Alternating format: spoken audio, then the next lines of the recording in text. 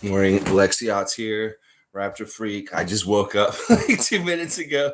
I didn't have enough of an alarm on and stuff like that, but I just woke up just now. Like seriously, like 2 minutes ago and ran out here and started the stream right away. Um yeah, it's Share Love Club Saturday. Thaddeus Young. I am so discombobulated because Scotty has made Twitch streaming a main thing that he's doing right now. And yesterday, at two different sessions, he streamed for like over 7 hours. like majority of my day yesterday was spent hanging out with Scotty on Twitch and watching him play video games. And he played like a lot of different stuff yesterday. It was very crazy. Like he was playing Friday the 13th, the game last night at like 1 a.m. last night till like 3 almost. And it was spooky. It was scary. Like he had all the lights off in his apartment and he's like running around on this game that's so dark and like weird. Like one of the players plays as Jason and the rest of them are like campers. It's just like the movies. And like he's trying to get off this camp without getting killed by Jason. And he's like freaking out. He's like in the dark in his apartment. And he's like, where is he? Where is he? And then Jason would jump out and start hacking him with a machete. And this guy's like, ah, he's like freaking out. Oh, it's so fun. Like there's a lot of fun stuff on Twitch from yesterday. Highly recommend. One of the most funny things was that early in the day, that when he first started twitching yesterday, which was at like, I don't know, 2 o'clock in the afternoon. You got to understand, from 2 p.m. to 2 a.m. yesterday, I was watching Scotty pretty much play video games. Like there was maybe a 2-hour window where he went to go work out and then he came back and kept playing. So it was really, really crazy. I hope everybody's good, doing good this morning. Today's Thad Young Share the Love Club. This past week was Thaddeus Young's birthday on Tuesday, I believe it was his birthday. And then it was also Father's Day on Sunday. And if anybody on this team signifies being a dad, other than Fred's a good dad too. It's Thaddeus Young. Like Thad has been, if you go on his social media, his family is everything about him. Like his wife posts a lot of content about him and his sons, and he's always reposting that content and stuff. And since the off season started for Thad, he's kind of put a really intense camp for his sons together as far as learning basketball and getting better as basketball players and stuff like that. So that's the interesting thing. If is anybody here, if you're here, go ahead and type something in the chat just so I know that my chat's working. Like I said, I just woke up, ran out here and got the TV on. Okay, G's here. He is a class act. Okay, good. I just want to make sure. Yeah, his sons are really getting the rough training. Shanky's here. Good morning, Shanky. Good to see you, and good morning to Tom Duke on the West Coast in BC, where it's 6:30 a.m. right now, and I always appreciate Tom being here. Yeah, Thad, he's putting these kids through the rigmarole. I'm not lying. Like these kids are going to be good players just because they are getting the time served on the court. For sure, they are getting out there and they are working. Like Thaddeus is making them work, and it's really cool. Like honestly, like to see how these sons of players are coming up and how they get trained and stuff like that. And Gary Trent's family is another good example of this. Gary's dad, Gary Sr., was very much pushing Gary like this as a child, and also his younger brothers now. So yeah, it's very interesting, very Thaddeus is a great dad. Honestly, like we've got some good character dudes on this Raptors team. Even if Thad's not on our team for next season, we just have these kind of guys. Like what Scotty, I'm gonna come back to this a lot because the Twitch thing was such forward in my head because of just watching him play so much. In fact, my head's a little scrambled from watching video games too much yesterday. But Thaddeus is, was a great acquisition mid-season. We getting nothing from Goran Dragic for most of the first half of the season. Absolutely nothing from him for the most part. Maybe a little bit at the beginning, and then just a dead weight, sitting on the bench, making ugly faces. And then after a West Coast road trip, Goran's like, "Yeah, I'm peacing out, y'all. I don't even want to be with the team." And we kind of just had him sitting around, and everybody's like, Miami Nation's making fun of us, like, oh, you don't even have Goran anymore, all this kind of stuff. And then, they did a good job. The Raptors management at midseason, they traded Goran finally to San Antonio. They did the whole switcheroo with the draft picks, which came into play on Thursday night with number 33 Christian Coloco getting picked, even though they may have picked him at 20. If he had been available at 20 and they still had the 20th pick, they might have taken Christian at that pick anyway.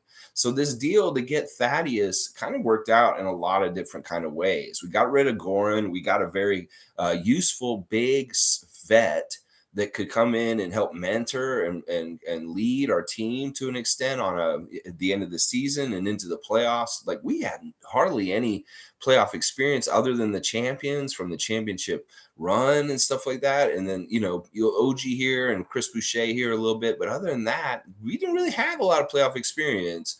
Thad Young was that good guy to come in and kind of be that steady vet, and to come in and just be kind of like a reassurance, and also kind of expertise, advice, all kinds of stuff. He was doing really well for the team at the end of the season. Yeah, Tom Duke's saying that Goran situation must have bugged the front office so much. They were so professional about it. I mean, they did such a good job of not letting that little small fire turn into an inferno, because there could have been some PR messes. There could have been some ugliness. There could have been all kinds of things. But the Raptors organization and their front office were the bigger people, even the players to an extent. Although Fred got his jab in eventually, there were some people on the team that did get jabs in at Goran eventually, which was hilarious. And it was really good. Tom was saying, I was expecting a vet presence and you get a moron. Yeah, with Goran, it was, he could have done things right this season, but I don't know. Maybe he sees the clock on the wall is expiring for his career, and he says, time is too short. I can't be sitting on the bench on the Raptors when I don't have that much more time in the NBA at an NBA level. Maybe I don't have any more time right now, and that's part of the problem of it. But yeah, he got a little desperate in the middle of the season, and he was like, I got to do this and do that. I'm going to be very curious to see what happens to him this offseason and where he goes. Like, is he going to end up getting his dream spot on the Dallas Mavericks next to Luka and playing on that team? I really hope not. I really do. But listen, enough about moron tragic. We're here to talk about Thaddy Daddy and the greatness of Thad Young and his long career, him being an original long arm monster prototype, that somebody that Bobby Webster and Masai were looking at for many years and saying, if we could get some players on our team like Thaddeus Young, look out. We could be very versatile, dangerous, and scary. And that's kind of how they built their team. Is like Thaddeus Young was kind of a prototype that was in the league for a lot longer before we started doing what we're doing. Good morning to Monique, the Raptors super fan. Monique Lawrence is here with us. Good morning, Monique. Thanks for posting those interviews from Thursday night. Yesterday, I found them through your posts on Facebook. Fun to watch Bobby Webster, Nick Nurse, and Christian Coloco all speak about his getting drafted to the Raptors. Christian sounds like such a good young man. Really fun to see that celebration his family had when he got drafted. Like, you could tell he's over in Cameroon, and you could tell that his family was a lot of family. Like, he had like 30 to 40 members of his family in the room with him when he got drafted. And when he got drafted, this was not a normal kind of celebration. The man was very jubilant. Like, that was not a fake like happiness. He's like, oh, I'm on the Raptors. Woohoo! Yeah, they were cheering, they were jumping out of their seats, and they're like, yes, yes. They were all like that. His family, the Coloco family. And then after he got drafted, they did a ceremony with him, which was so like cool. It was like they did a ceremony from, I guess, his heritage in Africa and Cameroon, where they anointed him something, and they said, you are the blessed one, and now you go forth and do the blessed things that you were intended to do, that you are a hero, that kind of stuff. And it was so ornate and so like such an honor kind of like a ceremony, that it was like, wow, you could really tell it meant a lot.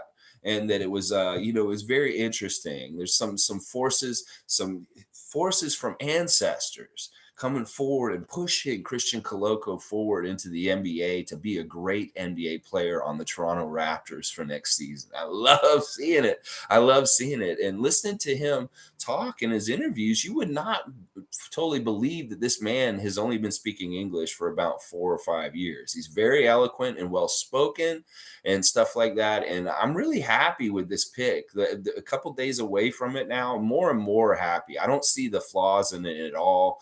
I think that this dude is going to be an absolute fit culture wise with the team and character wise, and that he is bringing something that the Raptors have lacked since Serge and Marc Gasol have left before the Tampa year. That this is something that we've needed for 2 years now, that Christian Coloco is going to come in and bring us from the draft. So good, so good. Tom Duke saying, where would Thad be welcomed in? Another older Laker? Wish him the best. He essentially turned the season around last year.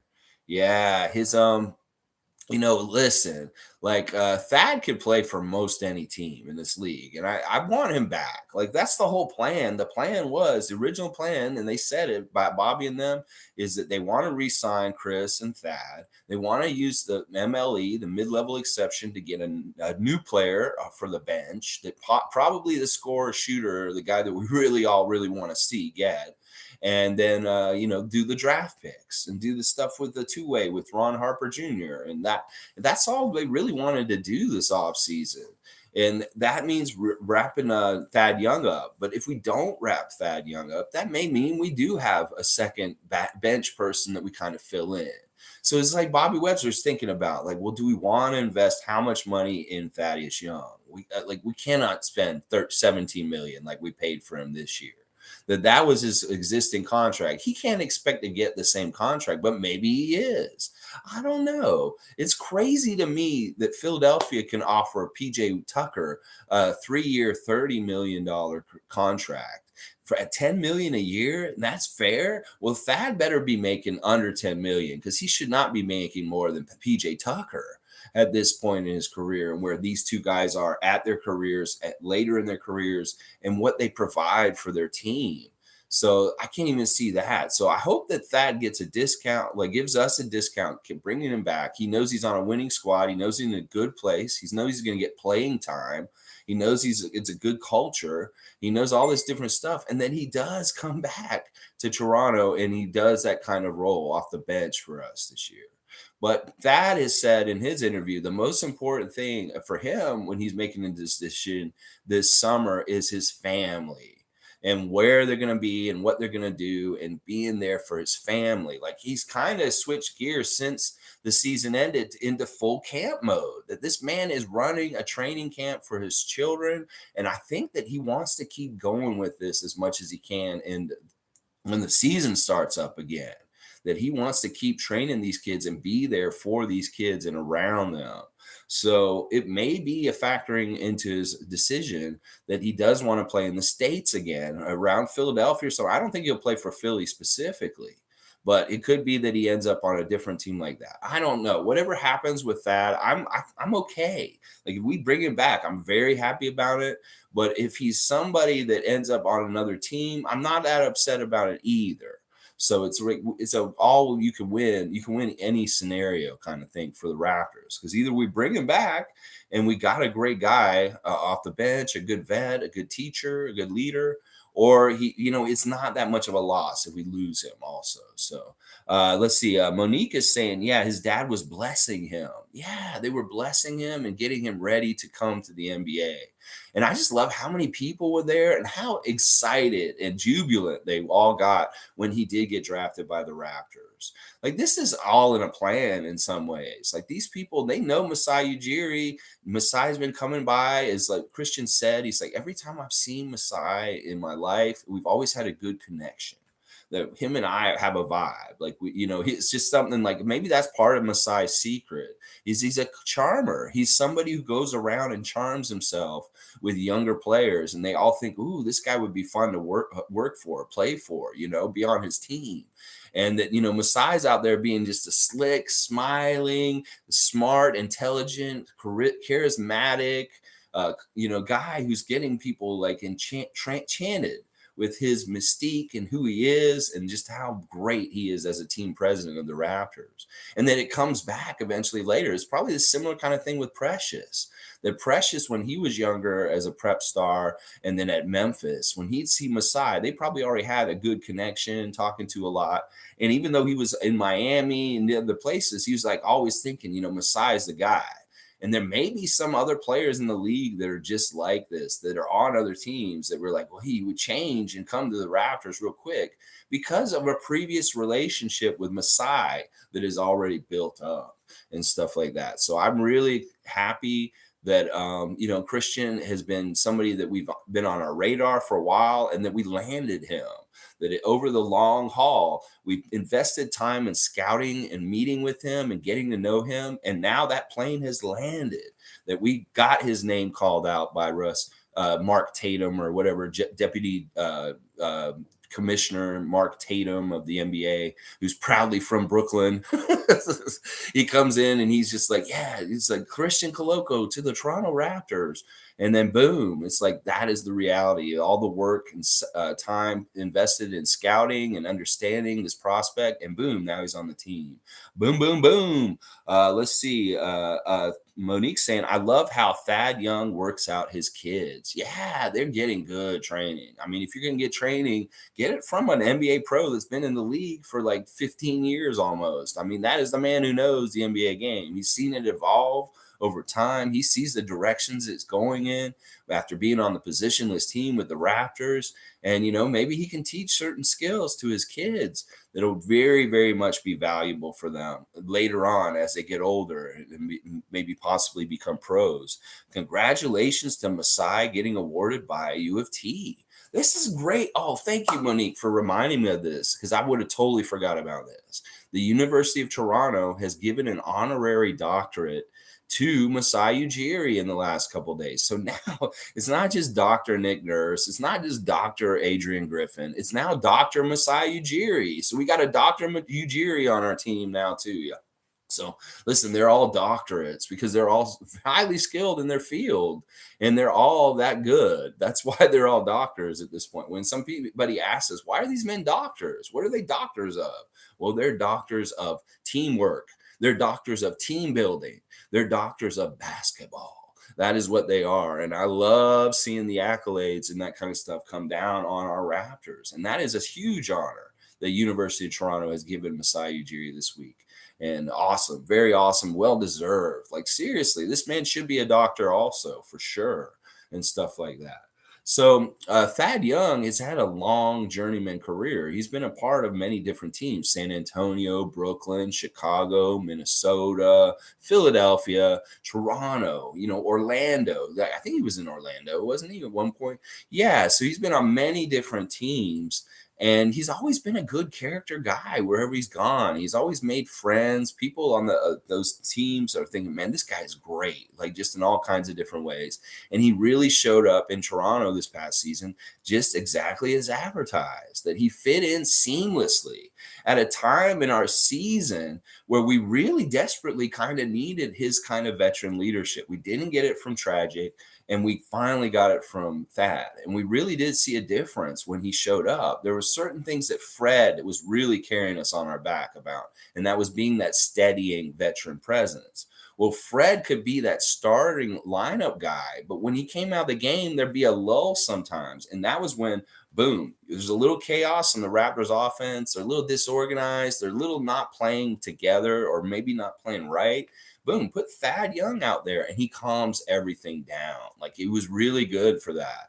There'd be stretches where we wouldn't score for a while, and then Thaddeus would get a veteran basket somewhere near the hoop, and that would stop the scoring drought. Like, he was really good for that. Like, the way that Fred steadies things, Thad was really good at calming things down and get things more like back to normal when things seemed a little off the rails with the Raptors and the way they were playing all of a sudden. It's really good. Okay, I Smoke Rocks is here. Wow, a Sixers stream. Are we talking about Thad time and the Sixers? Yeah, I can talk about any time that Thad played. We're just having to share the love and appreciation for Thaddeus Young today, Raptor from this past season. I know that he's a Philadelphia guy too, that he loves the city of Philadelphia, and that he originally played for Philly and has so much love and appreciation for the Sixers organization also. Hey, listen, man, this is the off season, Rocks. There ain't no reason why we have to have pointed sticks going at each other and stuff like that. Listen, there's no reason. So yeah, I want to celebrate Thad before he's possibly not on the Raptors anymore, and this could be as soon as next week. So we had to do this share the love stream for Thaddeus Young, along with it being his birthday this week and Father's Day, and him being a good father. I had to do it this week because we don't know if Thaddeus Young's name's going to be connected with the Toronto Raptors as of next week. We have to see what happens with free agency on July the 1st. Things start happening, and hopefully we just bring him back for a good deal. We don't want to overpay for him, stuff like that. I Smoke Rocks has something great to say about Thad Young. Let's see what it says.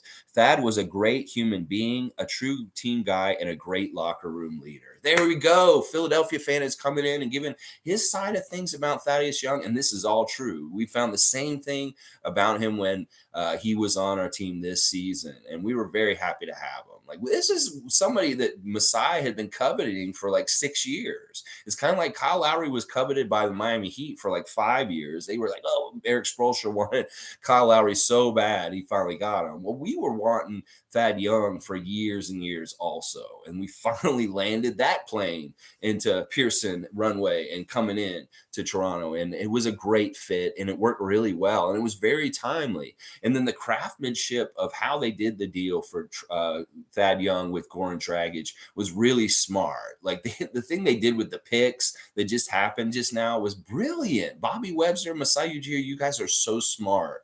And you made such a good gamble and a good thing. The fans were all like, why did you go from the 20th pick to the 33rd pick? And they're all upset about it.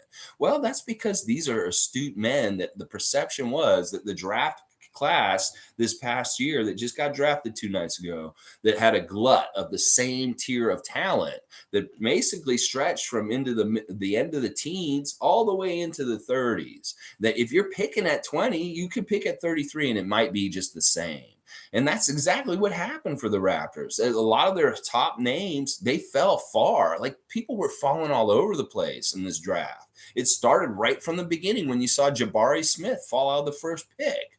So it's like that was happening a lot on Thursday. And that draft strategy by the Raptors front office was really brilliant. That is what that happened and stuff like that. But yeah, getting back to Smoke Rocks' comment is Thaddeus was a great target at that time. They were not using him in San Antonio, and he really was a big boost to our veteran confidence. And it was a weird thing when we played in the playoffs against the Sixers that we had Thad on our team in our jersey. And meanwhile, we look on the other side and there's Danny Green in the Sixers jersey playing against us, you know, because we have a lot of love for Danny. That was kind of like the bookends of like differences that I had in my head watching the series. It's like Thad's really a Sixer in some ways. And not that Danny's really a Raptor for life, but he is a big part of our history already because he's a champion on our team. Monique's saying, Lex, do you see Adrian Griffin in the NBA now that Adrian Jr. is in the NBA? Alan Griffin. Okay, you did mean to say Alan Griffin. Okay, so that's the brother of AJ Griffin, the other son of AJ Griffin Sr. Yeah, I don't know. I don't know how good Alan Griffin is. I don't know if he's even in college or what he's doing, Monique. But if he's got some talent, who knows? We'll have to see. I mean, there's a lot of young players, for former former NBA players got drafted this year or got picked up. You got Scottie Pippen Jr. and Sharif O'Neal on the Lakers trying to make the squad in the summer. You got, people like Ron Harper Jr., our two-way pickup that we just got from Rutgers University. New Jersey's in the house, and all the New Jersey fans are all about being Raptor fans now. So Philly fan, you're going to have a little bit, like, it's almost like if this is War Games or something like that. Well, Toronto Raptors has a little outpost now, a new little like battalion that is in New Jersey across the river from Philadelphia now, because we got Rutgers, Ron Harper Jr. and the Rutgers Nation is in Raptors Nation now this season. That's right. Their red and white is coming to our red and white. So look out, Philly fan. You got Raptors Nation across the river from you now, because Ron Harper Jr. is a Toronto Raptor, and Rutgers Nation is fully declared that they're Raptors fans this year. So look out, Philly fan. We're in a closer proximity to y'all geographically with our New Jersey contingency and chapter now. So look out, I Smoke Rocks. Maybe watch out when you cross the river into New Jersey. We got more Raptor fans there now. Tom Duke saying, always a stud. Thad shot 41.9% from the 3-point line at Georgia Tech. Then was the 12th pick in 2007. Great career in the NBA. What's next? Holy crap, this man was drafted in 2007.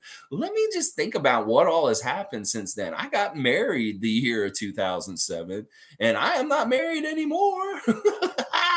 That is amazing. Yeah, he had a great career at Georgia Tech. Another ACC athlete, another guy who came in 12th pick in the draft. That's pretty high in the draft. And he has been a value pick for sure. That this man has stuck around the NBA way longer than I don't know who else is left from the class of 2007 that's still playing in the league right now. I don't know how many guys are left from that time period that are still playing in the league right now. Oh my gosh. G's saying it also helped them financially going into the second round versus first, and may end up with the same player anyway. Yes, he's on a different pay scale. Because Koloko got drafted at 33 instead of 20, we can pay him less because of the way that the pay scale goes over the whole draft. So yeah, that was really smart move too. And they did it in such a way where they calculated it so that they could get the draft pick, pay for it, and get the two guys that they free agents, Boucher and Young, hopefully re-sign, and still have the mid-level exception. So they did it with a very versatile kind of like outcome where anything's possible. They can go in a lot of different directions. And they didn't get just saddled down and tied to Thaddeus Young by doing it and stuff like that. Monique's saying that game where Thad put Embiid's ankles to sleep was awesome. Honestly, that was the most fantastic highlight of the playoffs for me, is when Thad back behind the back crossover Joel, and Joel fell forward. Oh man, that was so good. I can watch that highlight on repeat over and over again, and it'll play, and every single time I will chuckle a little bit just from seeing Joel fall over a little bit. Because the funny thing about that one is that Joel was purposely falling over a lot during that series, like falling all the time, falling on his teammates, falling on our guys, all that kind of stuff. But that was actually one where you could tell he did not purposely mean to fall over. When Thad crossed him up, and oh man, that's a glorious play. That is actually going to be one of my favorite Raptor plays from the playoffs. It'll be on a reel. We'll put that on a reel of great moments in Raptors playoffs and stuff like that. I Smoke Rocks is saying, I like Danny Green, but gotta be honest, it was nice to get his contract off the books. He's 35 now, recovering from an ACL and LCL tear. Wish him the best though. Yeah, it's so weird that Danny's on Memphis now all of a sudden, and that he's on the team with Dylan Brooks. I just touched on this the other day, but like there's a lot of jokes that Danny Green is Danny Green and Dylan Brooks is evil Danny Green.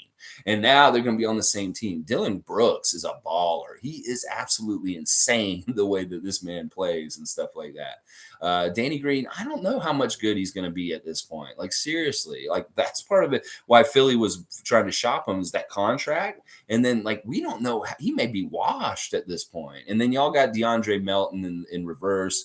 That's going to be interesting to see his fit.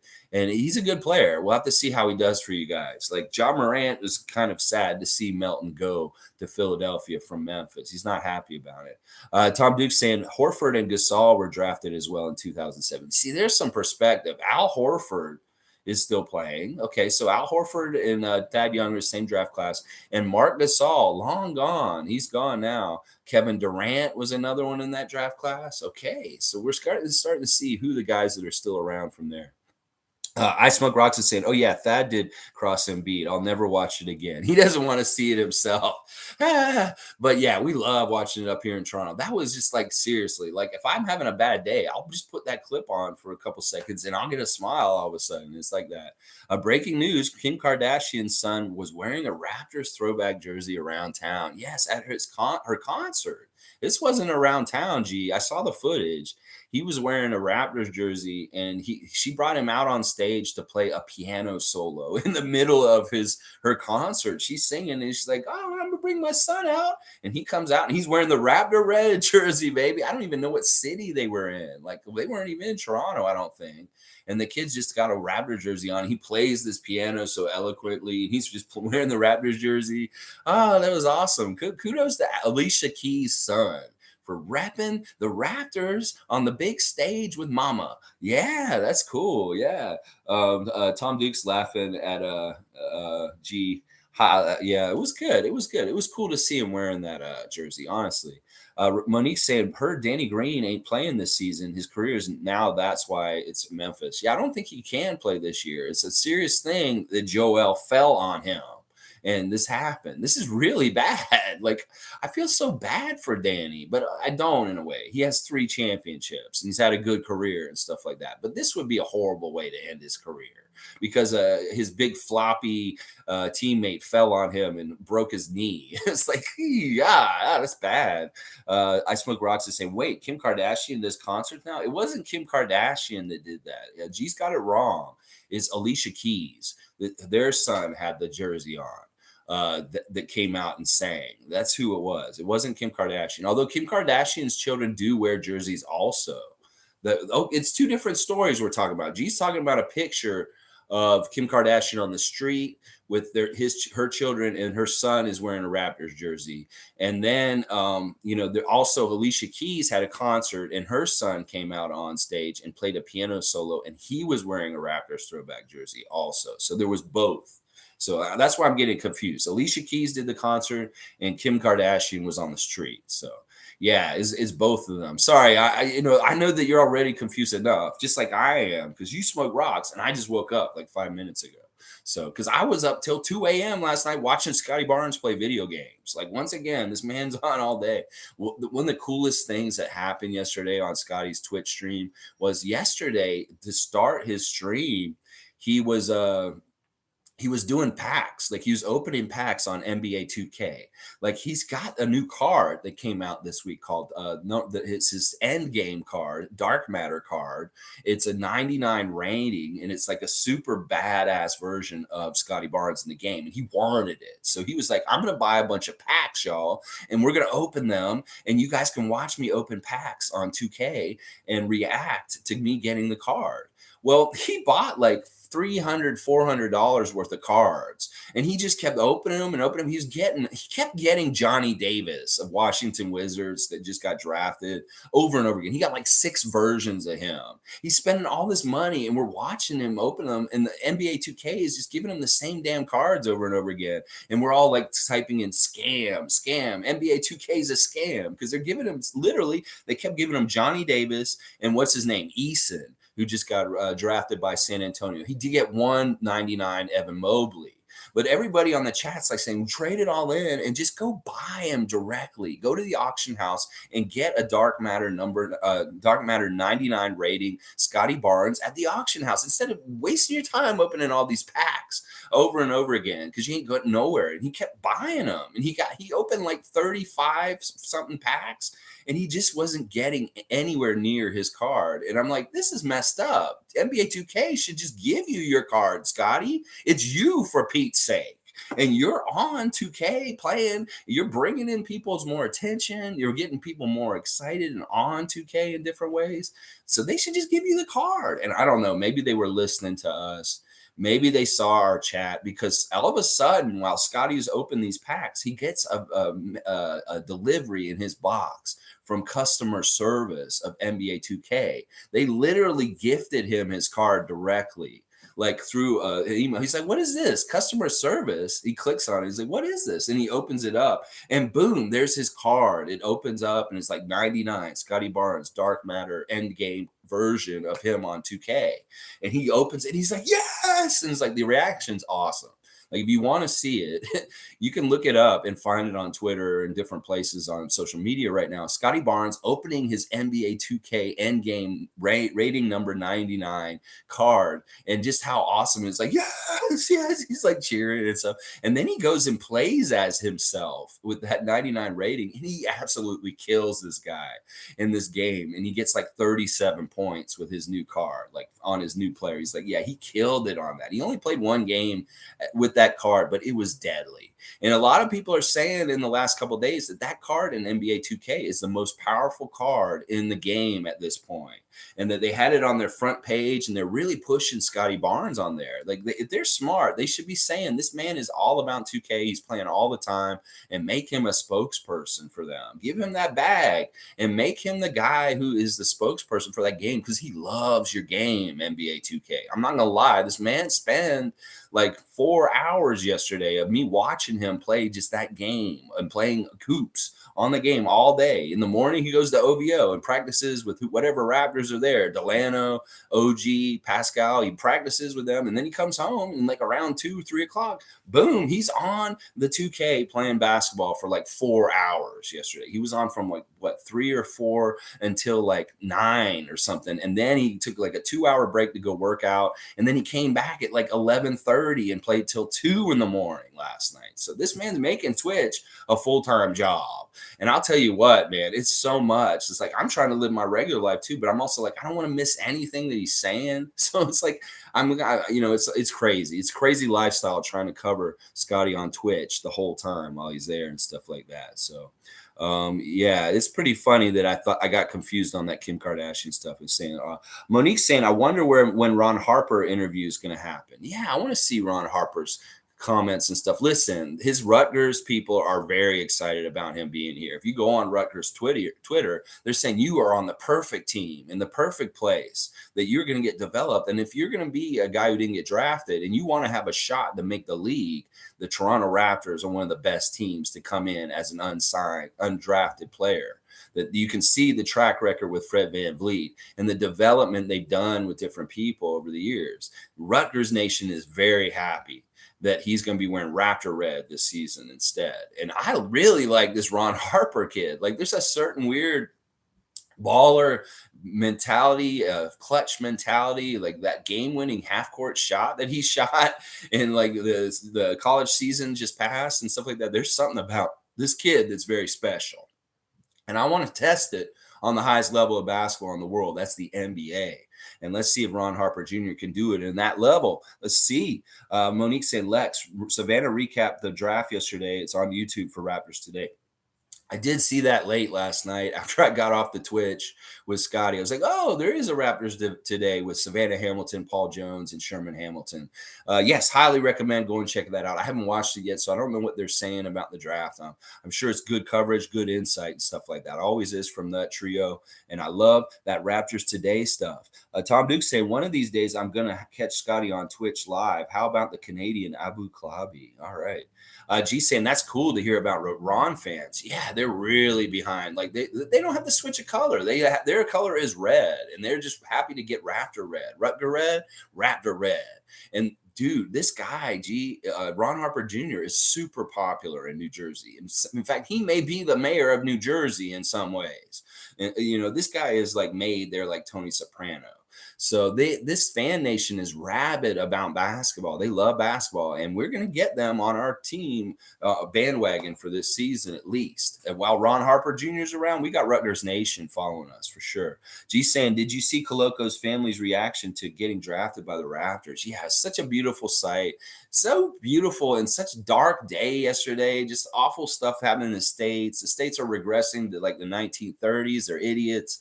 And meanwhile, we get to see a beautiful family celebrations of jubilation. That was heartwarming and stuff like that. There's too much BS and dumb stuff happening in this world right now. The good, bright spots and the happy things, yeah, let's shine a light and look at them more than the other stuff, because it really is where you focus your attention. You give it power. But this is the time to mobilize and not be okay with what's happening. Like if I was in the States, I would be in the street with those people like they were yesterday. that this is really bad, and that in Canada we need to steel up our government from getting more conservative and making moves like what the US did yesterday. This is really, really bad. Like, they're trying to repeal everything. They want to take away everything progressive that is rights and good for society. Has been proven, and these are things that people have enjoyed for a long time, and they're coming back on them. Like this Roe versus Wade thing, this has been law for 50 years. And these idiots, these are not even really a Supreme Court at this point. These are religious zealots that are hijacking the United States, and that these people need to be impeached. Like, they need to go and get Clarence Thomas, just like the rest of these idiots, for January 6th, and impeach him, kick him off the court. And they need to do the same for the other people that Trump put on the court. That in a way, Trump was an illegitimate president, and that these justices should not be sitting in those spots. Comey Barrett, Kavanaugh, Gorish. These guys need out. They need to kick them all out. They don't do that, then they need to expand the court and put in more justices. There's 13 circuits. There should be 13 Supreme Court justices. And then they can change things and get things back on track. This is the other dumb thing they don't realize. You just poked the bear, you idiots on the Supreme Court. You are going to get such a backlash and a pendulum swing against you of progressiveness that you're going to hate what's going to happen. Like, conservatives may be enjoying a victory from yesterday, but you know what? Everything cause and effect. You can cause something and affect some things coming back the other way. And it's not you. The one thing that you don't realize is that you have pissed off a whole gender. You have pissed off all the females and women in the United States, and they are mobilized. And you don't want to mess with a scorned woman. Listen, in my own personal life and different times and people I've dated, you don't want to mess with a lady who's pissed off. And you just done pissed off every single woman in the United States. So you stepped in at SCOTUS. You stepped in at United States. You're bound to have a huge women's movement that is going to rock your country and is going to set things straight. Because mama don't like what y'all are doing, and mama's going to come regulate. I'm going to tell you right now, we're going to see the divine feminine manifest in the United States, and women are going to take that power back. They're going to have Rage Against the Machine playing, and they're going to come get it. I'm going to tell you right now. Oh my gosh. All right. Back to Raptor stuff. I did my little political rant about Roe versus Wade just now. And like, seriously, this is horrible. This is a really bad thing. And it's the different things that different states are doing, like saying that they bring people from states that won't allow abortion anymore to their states. That's fantastic. Different companies like Dick's Sporting Goods and different big corporations are saying they will help any employee that has this problem, stuff like that. That is fantastic. That is how we beat it, is that people in progressive states, they hold fast and they help the ones that aren't in the progressive states, because there's going to be a lot of misery. This whole thing that happened is anti-women. This thing that happened yesterday is anti-women, and it's bad for the country. I'm going to tell you that right now. I'm not sure who Abu Kagab is. Now, I'll tell you, Tom, this is what was happening last night with Scotty on there. At some point, Lil Pump was on the game. Yeah, Lil Pump, the rapper. And they were really trying to get Scotty versus Lil Pump to happen, but there were too many hang around guys. Like, the thing I was talking about with Scotty in public right now, he's been telling us he wants y'all to leave him alone. Like, if he's out in public and you see him in public, wave to him, maybe say, "Hey, Scotty," or say something like that. But don't come bug him. Don't get up in him, try and hug him. Don't try and kiss him, ladies. Don't try and do stuff like that to him. If you see him in public, respect his privacy. He's in Toronto right now. He's going to be around town. You're going to see him. Trust me, you might see him out in public. And if you do, don't mob him. Don't come up all on him like 20 people. Do not do any of this stuff, because people were doing that to him on NBA 2K last night. He's trying to get a game going with Lil Pump on the game, and everybody's crowding them, and they can't get anything sussed out because there's so many characters on the screen. And I'm like, people are joking on it. They're like, yeah, this is what's happening to Scotty in real life when he's out in public. He's getting mobbed. So seriously, y'all, let's have some respect for our Scotty Roy and don't piss him off or turn him off. We kind of got a little crazy when Kawhi was going through the Kawhi and dime. And we don't want to do this kind of stuff to Scotty. I mean, he loves the attention. He loves like being in Canada. He loves being the Rookie of the Year. He loves being on the Toronto Raptors. And I just don't want our fans to cause any kind of problems just because they're a little overzealous in public. So respect the man's privacy and space. Say hi to him, get his attention, say, "Hey, Scotty," and maybe he'll turn his way back to you. But it doesn't mean you have to run up to him, get an autograph, get him to hug you, get him to do any of that kind of stuff.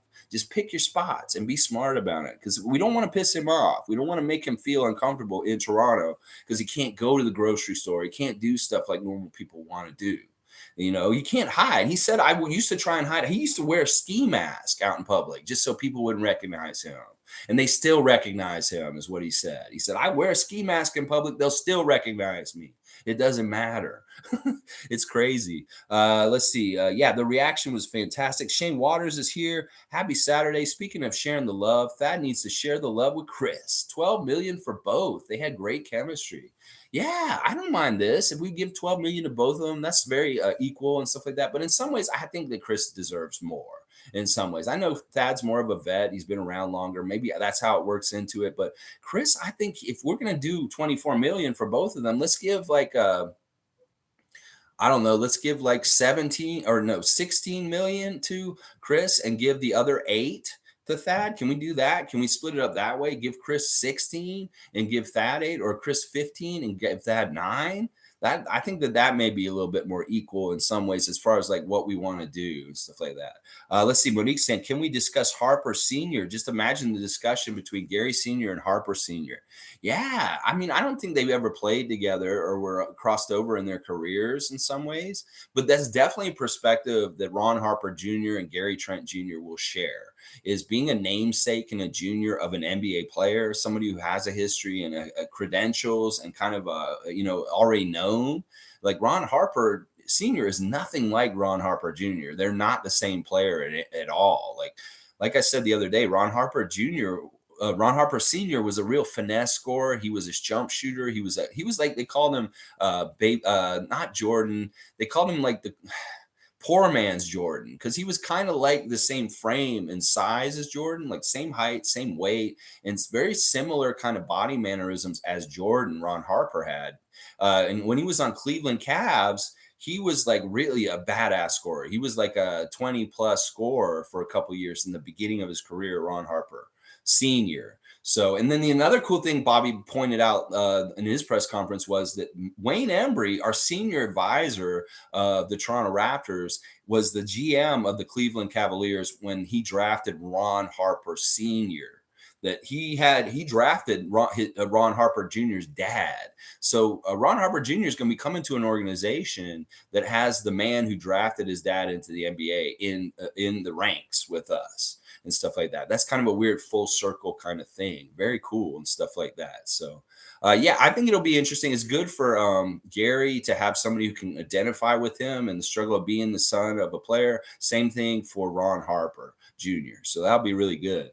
12 million each. That is all right. I get it, Shane. You want to give them both 12 million? Maybe they'll both be very happy with that. I think that if we can give a little bit more to Chris, that might be smarter. Some ways. Lolita's saying, sorry, I'm late today. Did I miss anything about Chris Boucher? We have not heard anything more about Chris Boucher. He's posting on Instagram a lot of love towards Canadian players that were in the draft this week, specifically Benedict Mathurin. He's obviously a friend of his, and he was very excited to see him get drafted by the Pacers.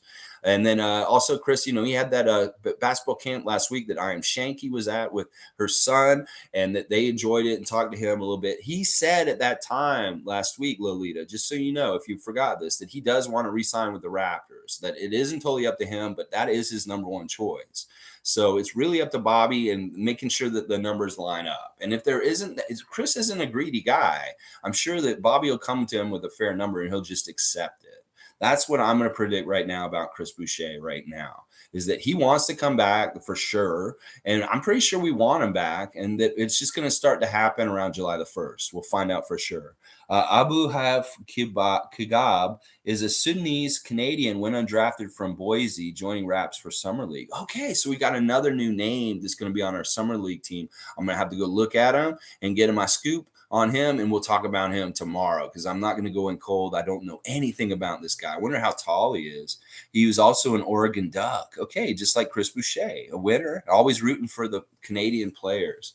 Yeah, okay, so he comes to Canada by Sudan. Listen, hey, I'm very intrigued. This sounds like this might be a tall player. Let's see. Monique saying the fact that Chris Boucher brought Thad on his podcast was pure awesome. I like that Monique's bringing it back to Thad Young and Chris Boucher on this. Yeah, out of all the people that he could have had on his podcast from the team, he had Delano Banton, and then he had Thad Young, the new guy, showed up. And it was cool in that episode showing how Thad had instant chemistry and respect from the Raptors team by hanging out and being there with Chris Boucher. You saw how Chris held him in esteem and they were talking to each other, and how also Thad was very respectful of the power structure and the players already on the Raptors team. That Thaddeus was such a good kind of leader that when he showed up on the Raptors team, he said, I'm going to just be quiet and kind of sit here and watch how this team works with the leadership before I step in and just try and start being a leader here. I want to see how it works. He said, I want to see Fred and how he likes to lead, and I'll follow behind him. And that's really, really great leadership on another level. That he doesn't want to step on any toes. He came in with the right attitude and wanted to figure it out how he could help the team the best as a leader on the team. And part of it was just respecting the leaders that were already existing on the team and kind of trying to figure out how he could fit in with them and not step on anybody's toes. And that's just a beautiful, before ahead of time, like forethought of Thad Young, and it's probably from his experience on the NBA. It could be that he went to another team in his career and he kind of overstepped and he learned a tough lesson at some time or something like that. But he didn't do it this time. 6'7" forward. Okay, from Sudanese Canadian Abu Haif. All right, I'm gonna have to do some homework on this guy when we're done, Tom Duke. It sounds like. So what else was happening with Scotty yesterday? There's always so much. He talks so much about so many things at this point. It's so hard for me to keep track of all the different notes. Like, we really learned more about his friend Lloyd. Lloyd, the much maligned Lloyd. He put his Instagram up on the chat, and everybody was going and looking at Lloyd's life and realizing who he is and stuff like that. He just looks like a cool dude who lives in like New York or something. And he's into fashion and stuff. Just a really smart, nice guy is what Lloyd looks like. And it's really informing us of who Scotty's friends are and who he keeps close to him and who he enjoys being around and stuff. It's really cool. And like his friends, we're getting to know them. Like, I am a regular on this stream. Like, Raptor Freak is one of the main people that's always there, and that they know they can get a chuckle or something, or I'll be in there fighting the good fight. Celtics fan come in there and say, Scotty, come to the Celtics. I'm saying, nobody wants to go to the Celtics.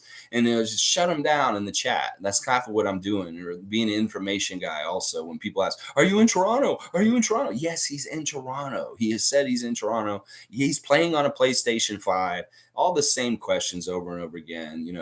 Do you have your build card? Do you have your final build card? Number 99 build card? Yes, he does. He got it this morning. He's played on it, all this kind of stuff. So, yeah, Scotty's just a barrel of fun. And he says he's going to play again today. So, Tom Duke, if you do want to catch him on Twitch, look out for it. Get it on your notifications. See, the way I find out is I get an email. And if my email says, oh, your boy Scotty's Twitch online, and I click on it and boom, I'm there. And I usually have to drop everything that I'm doing. And I had work I had to do yesterday, and I tried to cram it in between the Twitch sessions, and I still didn't get it done in between everything that was going on with Scotty on the video games yesterday. It was crazy. Like, honestly, a real marathon. And they were joking on there, like, Scotty, are you just a pro Twitcher now? And you're just going to be on here all the time? Oh my gosh. I don't think he'll be on all the time, but he's definitely going to be playing it because he really does enjoy it. And it is hilarious, honestly. It's hilarious to hear him talk trash. There were a bunch of games that they were playing yesterday where they were losing, and then they came back and made these amazing comebacks where they'd be down by 10 points with like a minute and a half to go on the clock. And they do everything perfectly right and get it done and then win by like 1 point. And it was like they did like 2 or 3 of these games in a row. And it was really awesome to see. Because they were talking a lot of trash. They get really serious, locked in, playing really good defense and trying to score. And then boom, they came back and won. And Lloyd was really good. And Nick was hitting clutch free throws for them and stuff like that. These are the guys he plays with. He plays with Lloyd, Nick, he plays with Jason, and he plays with John. And I think John is actually his brother, John French, his older brother, John French, that plays with him and stuff like that. So let's see. Lolita's saying, going for a minor surgery on Monday. I will miss you guys. Always looking forward to the show. Have fun to all of the show.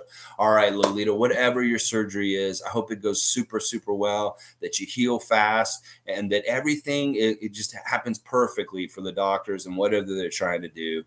We love you, Lolita. You are a real Raptor freak, and we love when you pop into the chat no matter what. We'll miss you while you're recovering recovering, but we know that you'll be back soon enough, stronger than ever. And I know that everything's going to go perfect for you on Monday. You're going to have a perfect surgery, and we're with you. And if you need strength, think of us. We're supporting you, and we care about you and what happens with the surgery. Trust, and let us know how it goes afterwards, please.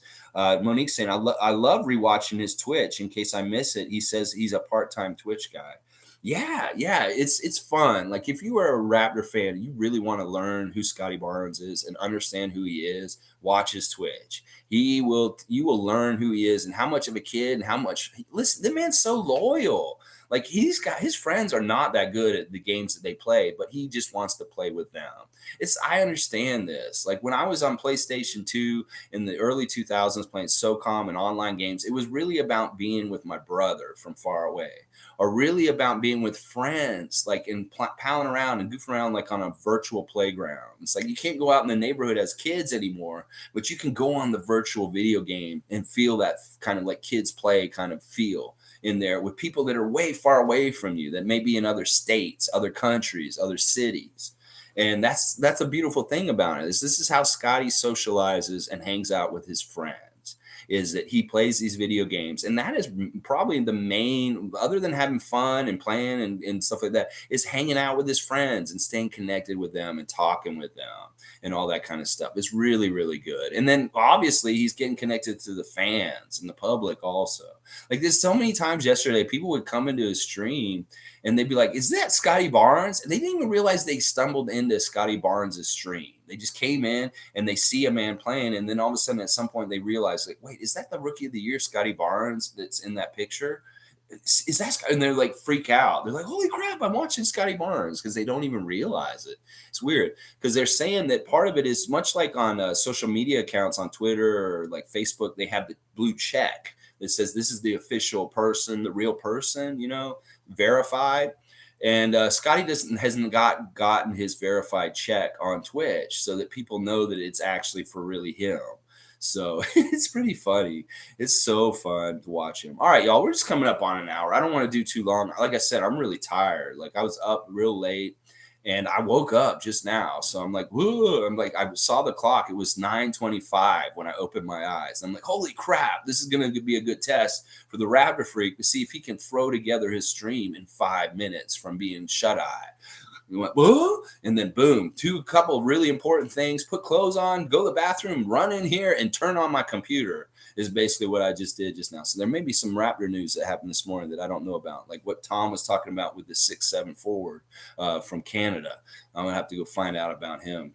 All right, tomorrow, very interesting Sunday special report. I feel like this just needs to be talked about, and more people should be talking about this in some ways. Maybe not. I don't know. But I've seen some people on the Twitch talking about it yesterday, actually. Oklahoma City Thunder.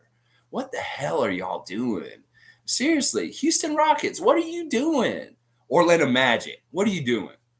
Y'all are lottery teams. For like the last 10 years, you guys have been lottery teams. You get these lottery picks over and over again. We're going to talk about the state of these three teams and what the hell is going on with them. Teams that are perennially lottery picks that get high draft picks and they go nowhere. They're not winning. They're not doing anything right. Let's talk about why that's happening and why, this is such a dumb strategy to just stockpile draft picks. So we'll talk about that tomorrow on the Sunday report, y'all. And once again, so happy Christian Coloco is a Raptor. So happy Ron Harper Jr. has been joined the Raptor family. And so happy Thaddeus Young was a Raptor this season. Hopefully he can possibly be a Raptor again for next season. We'll have to see the beginning of July. But I just wanted to do a share the love club for Thad Young. He's such a great veteran, such a great veteran presence, such a great dad, such a great teammate, just such a great human being in all kinds of different ways. And we appreciate and love you, Thad Young, for being on the Raptors this season and helping us with some guidance and direction and leadership for our young players.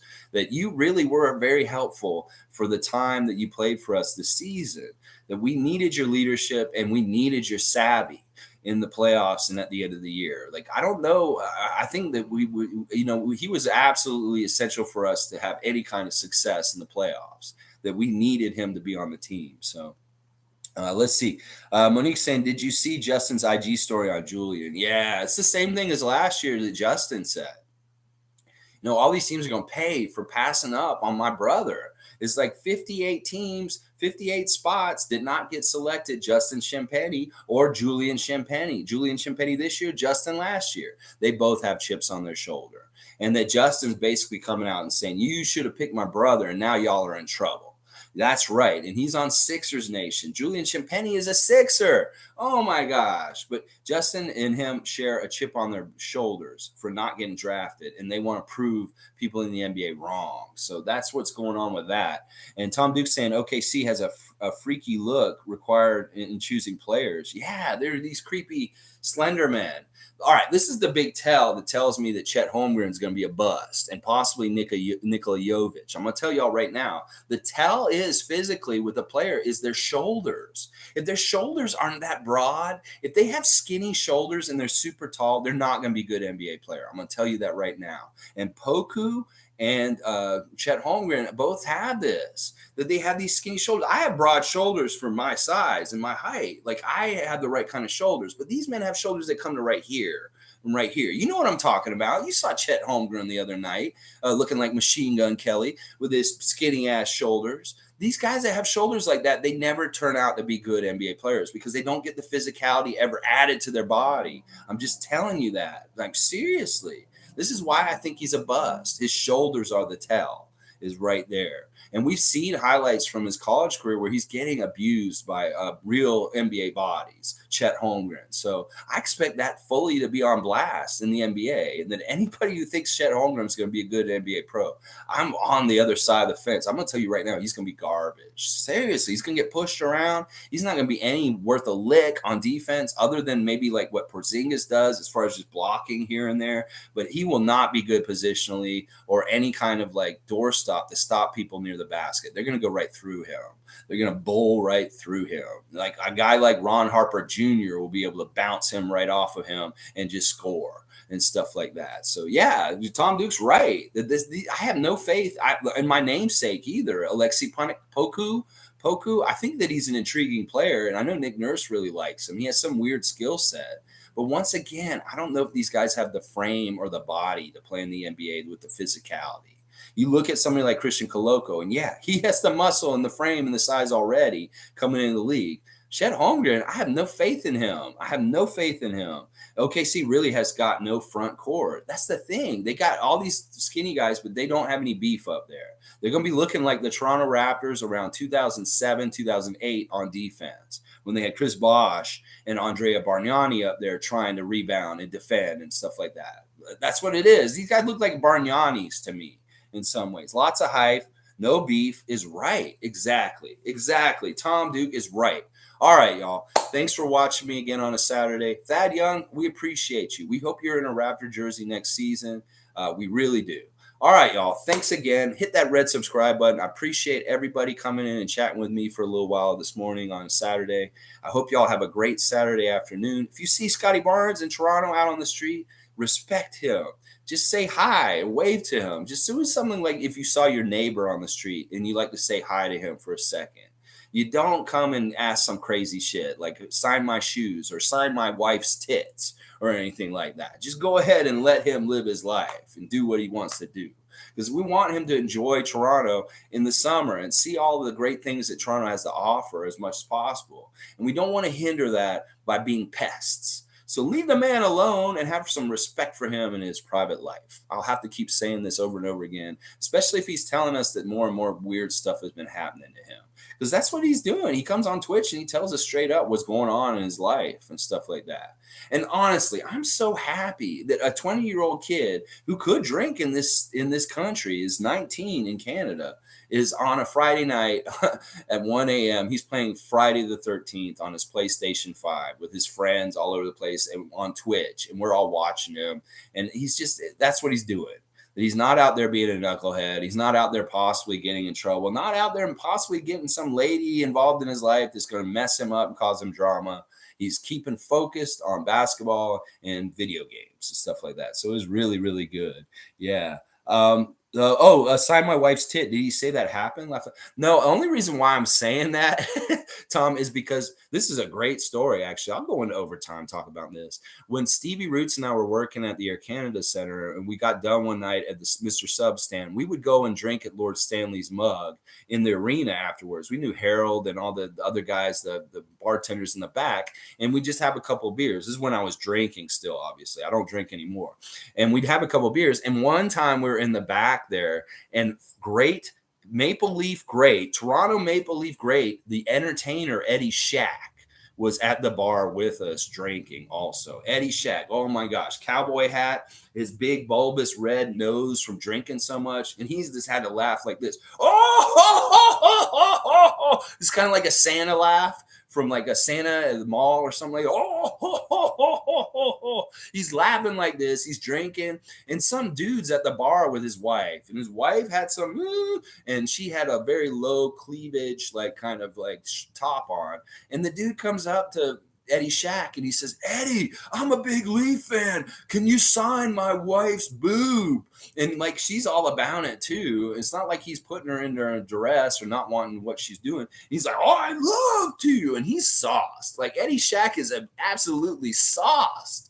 And he's like gets the pen. You could tell he's kind of like having trouble holding the pen with his dexterity.